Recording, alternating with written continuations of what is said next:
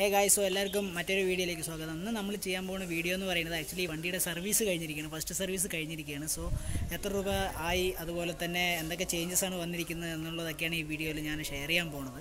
അതിന് മുമ്പായിട്ട് നിങ്ങൾ ഈ ചാനൽ ആദ്യമായിട്ട് കാണുകയാണെങ്കിൽ നമ്മളെ ബൈക്കുപരമായിട്ടുള്ള കാര്യങ്ങളാണ് ഈ ചാനലിൽ ഇടുക.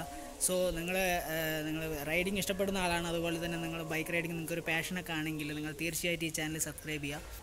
ഓക്കെ, സോ എനിക്ക് ഇന്നലെ രാത്രിയാണ് ആക്ച്വലി ഇത് വണ്ടി സർവീസ് കഴിഞ്ഞ് കിട്ടിയത്. അപ്പോൾ എനിക്ക് ടെസ്റ്റ് ചെയ്യാൻ പറ്റിയില്ല. അതുകൊണ്ട് തന്നെ നമുക്ക് ഹൈവേയിൽ പോയിട്ട് ഒന്ന് ഓടിച്ചൊന്ന് ചേഞ്ചസ് എന്തെങ്കിലും വന്നിട്ടുണ്ടോ എന്നുള്ള കാര്യങ്ങളൊക്കെ ഡിസ്കസ് ചെയ്തിട്ട് നമുക്ക് ബാക്കി സംസാരിക്കാം. Okay, so let's go.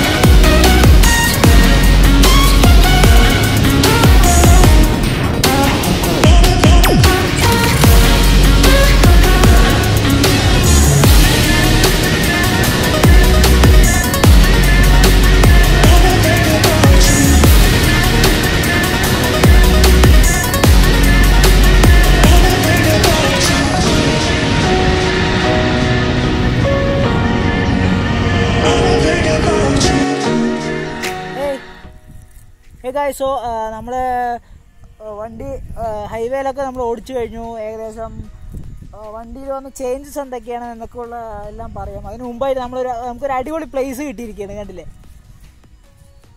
ചിൽ. അതായത് നിങ്ങൾ പാലക്കാട് ജില്ലയിലുള്ള ആളാണെങ്കിൽ ഈ സ്ഥലം അറിയായിരിക്കും. കാരണം ഇതൊരു ഡാമാണ്. ആക്ച്വലി ഇവിടെ ഒരു ഡാമുണ്ട്, കാണുന്നുണ്ടോ എന്നറിയില്ല. അവിടെ ഒരു ഡാമാണ്, ചുള്ളിയാർ ഡാം എന്നാണ് ഇതിൻ്റെ പേര്. അതിൻ്റെ അടുത്തായിട്ടുള്ളൊരു സെറ്റ് സ്പോട്ടാണ്. പാലക്കാട് ജില്ലയിലുള്ള ആളാണ് നിങ്ങളെങ്കിൽ നിങ്ങളത് കണ്ടിട്ടുണ്ടാകും, ഈ സ്ഥലമൊക്കെ കണ്ടിട്ടുണ്ടാകാൻ സാധ്യതയുണ്ട്. അപ്പോൾ നമ്മൾ ഹൈവേയിലൊക്കെ ഓടിച്ചു. വണ്ടി നമ്മൾ ഷോറൂമിൽ നിന്ന് ഇറക്കി കഴിഞ്ഞ് ഫസ്റ്റ് സർവീസ് വരെ വണ്ടിയുടെ RPM 5000 കിലോമീറ്ററിൽ ലോക്കായിരിക്കും. ഓക്കെ, അത് എന്തിനാണെന്ന് വെച്ചാൽ വണ്ടിയുടെ എൻജിന് അധികം സ്ട്രെസ്സ് വരാണ്ടിരിക്കാനായിരിക്കാം. കാരണം നമ്മൾ ഇങ്ങനത്തെ വണ്ടികളൊക്കെ എന്ന് പറയുമ്പോൾ എന്തായാലും ആൾക്കാർ എടുത്തതും വണ്ടി നേരെ അറ്റം പിടിക്കുക, റെഡ് ലൈൻ പിടിച്ച് പോകാനാണ് അവർ മാക്സിമം ആൾക്കാർ അത് യൂസ് ചെയ്യുക. അപ്പോൾ അങ്ങനെ യൂസ് ചെയ്യാണ്ടിരിക്കാൻ വേണ്ടിയിട്ടായിരിക്കാം 5000 RPM ലോക്ക് ചെയ്ത് വെച്ചിട്ടുണ്ടാവും RPM. അപ്പോൾ ഇപ്പോൾ എനിക്ക് ഓടിച്ചപ്പോൾ തോന്നിയത് എന്താണെന്ന് വെച്ചാൽ ഇപ്പോൾ 7500 ലോക്ക് ചെയ്ത് വെച്ചിരിക്കുന്നത് എനിക്ക് തോന്നിയത്. കാരണം വണ്ടി അതിന് ശേഷം വണ്ടി നമ്മൾ കൊടുത്താലും വണ്ടി അങ്ങോട്ട് കയറില്ല. വണ്ടി ഒരു 110, ഞാൻ 5000 RPM ലോക്ക് ചെയ്ത സമയത്ത് തന്നെ ഞാൻ ഏകദേശം ഒരു 120 ഒക്കെ ചെയ്തിരുന്നു. പക്ഷേ ചെയ്യരുത്, അങ്ങനെ ആരും ചെയ്യരുത്. പക്ഷേ അങ്ങനെ ചെയ്തിരുന്നു, പക്ഷേ വലിയ സീനൊന്നും ഉണ്ടായിരുന്നു. പക്ഷേ ഇപ്പോൾ എനിക്ക് കുറച്ചുകൂടെ പവർ ഡൗൺ ആയ പോലെ എനിക്ക് ഫീലായി. പക്ഷേ മേ ബി കാരണം എന്താണെന്ന് വെച്ചാൽ ഞാൻ ഇന്ന് പോയത് എൻ്റെ കൂടെ ഒരു പില്ലിയൻ ഉണ്ടായിരുന്നു. ചിലപ്പോൾ അതുകൊണ്ടായിരിക്കാം, എന്താണെന്ന് അറിയില്ല. അപ്പോൾ ഫസ്റ്റ് സർവീസ് അങ്ങനെ കംപ്ലീറ്റ് ചെയ്തിരിക്കുകയാണ്. ഇതിൻ്റെ സർവീസ് ഇൻ്റർവെല്ലിനെ കുറിച്ച് പറയുകയാണെങ്കിൽ KTMൻ്റെ സർവീസ് ഇൻ്റർവെല്ല് എന്ന് പറയുന്നത് ഈ വണ്ടി ഡ്യൂക്ക് 200ൻ്റെ ഇൻ്റർവെല്ല് ഫസ്റ്റ് സർവീസ് 1000 കിലോമീറ്ററിലും സെക്കൻഡും തേർഡും 7500 കിലോമീറ്ററിലുമാണ് ഈ സർവീസ് വരുന്നത്. ഫസ്റ്റ് സർവീസ് 40 ദിവസത്തിലും, പിന്നെ അതിനുശേഷം 3 മാസമാണെന്ന് അപ്രോക്സിമേറ്റ്, എനിക്ക് ക്ലിയർ ആയിട്ട് അറിയില്ല, 3 മാസമാണ് കമ്പനി പറയുന്ന സർവീസ് പീരീഡ്. അതുപോലെ തന്നെ 7500 കിലോമീറ്റർ പറയുന്നത് ഒരു അത്യാവശ്യം നല്ല ഒരു ലെങ്ത്തുള്ള പീരീഡ് തന്നെയാണ്. കാരണം എന്താണെന്ന് വെച്ചാൽ ഇതിൻ്റെ സർവീസുകൾ കുറച്ചൊന്ന് കോസ്റ്റ്ലിയാണ്. അപ്പോൾ ഈ സർവീസ് ഇൻ്റർവെല്ല് കൂടുമ്പോൾ എന്താണെന്ന് വെച്ചാൽ നമുക്ക് കുറച്ചൊന്നും ഒരു ലോഡ് കുറച്ച് നമുക്ക് അത്രയ്ക്ക് ഫീൽ ആവില്ല. ഓക്കെ ഗൈസ്, സോ നമുക്ക് മെയിൻ പോയിന്റിലേക്ക് വരാം. സർവീസ് എത്രയായി? എത്ര രൂപയായി, കുറച്ച് പേര് കുറച്ച് എൻക്വയറി വന്നിട്ടുണ്ടായിരുന്നു എത്ര രൂപയാണ് സർവീസ് അങ്ങനെയുള്ള കാര്യങ്ങളൊക്കെ. കുറച്ച് ഫ്രണ്ട്സ് തന്നെയാണ് ചോദിച്ചിട്ടുണ്ടായിരുന്നു. അപ്പോൾ ഇതിൻ്റെ സർവീസ് കോസ്റ്റ് എന്ന് പറഞ്ഞാൽ ഫസ്റ്റ് സർവീസ് ഞാൻ ചെയ്തത് എനിക്ക് കോസ്റ്റ് ആയത് 1300 രൂപയാണ്. അതായത് പാർട്സ് ഒന്നും ചേഞ്ച് ചെയ്യാതെ വെറും സർവീസ് മാത്രം. ഓയിൽ ഫിൽറ്റർ ചേഞ്ച് ചെയ്തു, 1300 രൂപയാണ് എനിക്കായത്. മറ്റു ബൈക്കുകളിനെ വെച്ച് കമ്പയർ ചെയ്യുമ്പോൾ കുറച്ച് കൂടുതലാണ്. പക്ഷേ ഞാൻ പ്രതീക്ഷിച്ചതിനേക്കാളും കുറച്ച് കുറവാണ്. കാരണം സർവീസ് ചെയ്യുന്നതിന് മുമ്പ് ഞാൻ വിചാരിച്ചിരുന്നത്, എല്ലാവരും പറയുണ്ടായി KTM ഭയങ്കര മെയിൻ്റനൻസൊക്കെ നമുക്ക് സാധാരണ ആൾക്കാർക്കൊന്നും താങ്ങാൻ പറ്റില്ല അങ്ങനെയൊക്കെ പറയുന്നുണ്ടായി. പക്ഷേ കുഴപ്പമില്ല, എനിക്ക് ഇപ്പോൾ ഫസ്റ്റ് സർവീസിൻ്റെ കോസ്റ്റ് വന്നിട്ട് എനിക്ക് ഞാൻ പ്രതീക്ഷിച്ചതിലും കുറവ് തന്നെയാണ്. പിന്നെ ഞാൻ ഷോറൂമിൽ സംസാരിച്ചു. അപ്പോൾ അവർ പറഞ്ഞത് നിങ്ങൾക്ക് പെയ്ഡ് സർവീസ് വരികയാണെങ്കിൽ ഏകദേശം ആ എമൗണ്ടൊക്കെ വരുള്ളൂ. പിന്നെ മേജറായിട്ടുള്ള പാർട്സ് എന്തെങ്കിലും ചേഞ്ച് ചെയ്യണമെങ്കിൽ മാത്രമാണ് കുറച്ച് പൈസ കൂടുതൽ വരിക എന്നാണ് അവർ പറഞ്ഞത്. ഞാൻ ഷോറൂമിൽ സംസാരിച്ചപ്പോൾ ഷോറൂമിൽ ആൾക്കാർ പറഞ്ഞത്. അതുപോലെ തന്നെ നിങ്ങളെപ്പോഴും ഫസ്റ്റ് സർവീസിന് മുമ്പ് വണ്ടി എപ്പോഴും വളരെ നീറ്റായിട്ട് വേണം ഓടിക്കാൻ. കാരണം അതാണ് വണ്ടിയുടെ മേക്കിംഗ് പീരീഡ് എന്ന് പറയുന്നത്. അതായത് എൻജിനൊക്കെ ഒന്ന് ഓടി ഒന്ന് സെറ്റ് ആവണം. പക്ഷേ നിർഭാഗ്യം എന്താണെന്ന് വെച്ചാൽ ഞാൻ വർക്ക് ചെയ്യുന്നത് കോയമ്പത്തൂരാണ്. അവിടെ ഡെഡ് ട്രാഫിക്കാണ്. കുറച്ച് മൂവീസും വണ്ടി നിർത്തേണ്ടി വരും. അപ്പോൾ വണ്ടി ഒരു രക്ഷയില്ലാതെ ഹീറ്റാവും. കാരണം ഹൈ റവിങ് എൻജിനാണ്. അതിപ്പോൾ അത്രയ്ക്ക് പവർ അതെല്ലാം ആകുമ്പോഴേക്കും വണ്ടി നന്നായിട്ട് ഹീറ്റ് ആവാറുണ്ട്.